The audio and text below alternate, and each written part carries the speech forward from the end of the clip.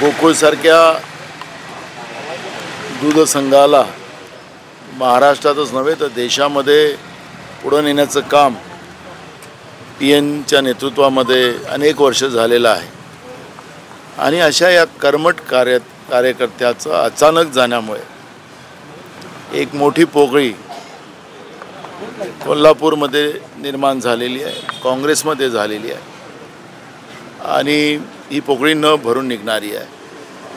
त्यामुळे आज माझ्या मित्राच्या परिवाराला मी सात्वन करण्यासाठी इथं आलेलो होतो।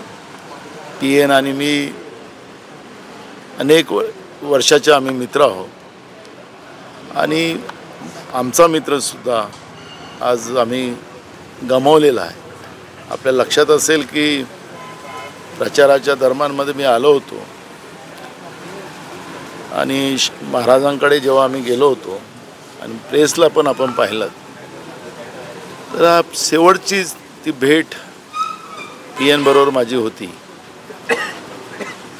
पण त्यांची आठवण कोल्हापूरची जनता मग सहकारात असेल किंवा राजकारणात असेल PNला कोणीही विसरू शकत नाही।